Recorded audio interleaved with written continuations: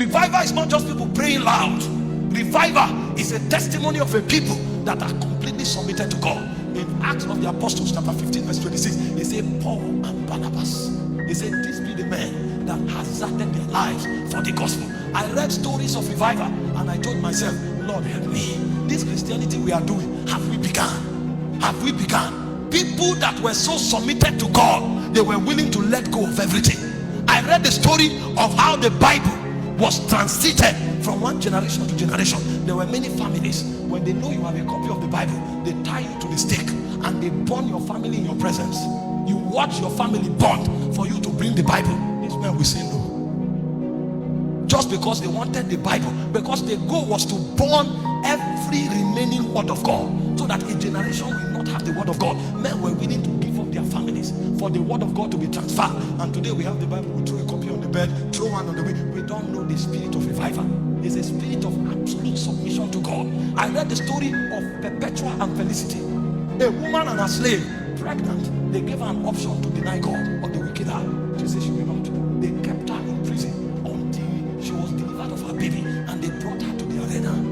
A woman who just gave birth, injured all over, but there was conviction too strong that could not be changed. They brought her to the arena and she was torn apart by white beasts. Those were the things that fueled the conviction of the church. The church of the first order were not powered by testimonies of God bless you. They were powered by the deaths of the martyrs that refused to deny the faith. So even in the face of death, they stood their ground. That's why when you study church history, you will never find birthdays.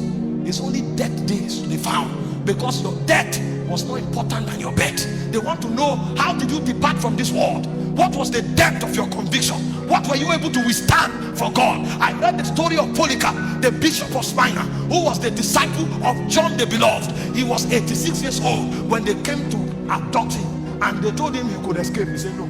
He wanted to leave a testimony for the church. Even though he had opportunity to escape, he stood there, and when his captors came, he gave them food to eat, and when they finished, he followed them out. And they told him to deny Jesus. He said, for 86 years, my master have been good to me. How can I deny him at this hour?